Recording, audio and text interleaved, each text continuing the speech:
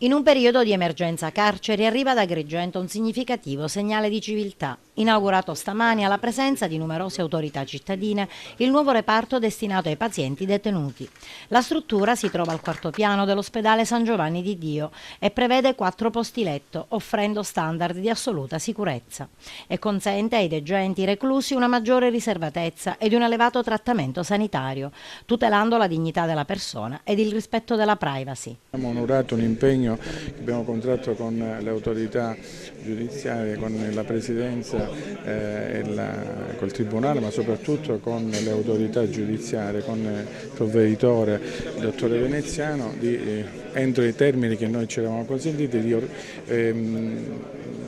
intanto individuare una struttura che fosse idonea, rispettasse i requisiti previsti dalle norme legislative e poi che rispondesse anche alla sicurezza sia del detenuto sia dei custodi e soprattutto che rispettasse la privacy e la dignità della persona.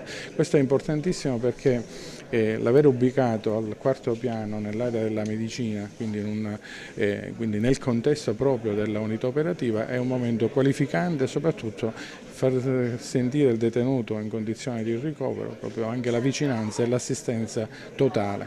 Noi garantiremo sia l'assistenza infermieristica che quella specialistica di area medico-chirurgica che dovesse essere necessaria. Un reparto che consente dignità ai degenti e quindi ai carcerati in stato di necessità e di ricovero.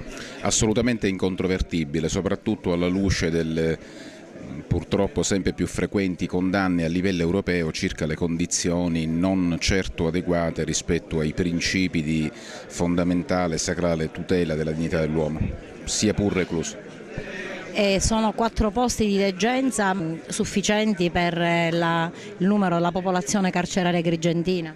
Ma se non pienamente sufficienti sicuramente consentono un più ampio spazio e respiro a quelle che sono le problematiche più delicate di patologia e che richiedono accertamenti diagnostici di una certa significatività.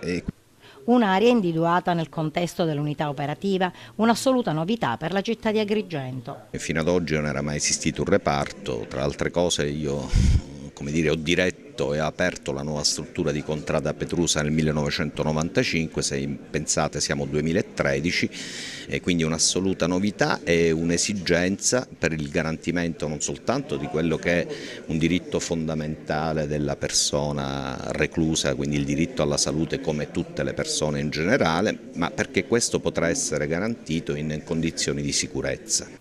Ed alla cerimonia presente anche l'arcivescovo di Agrigento, Francesco Montenegro, da sempre un amico dei carcerati.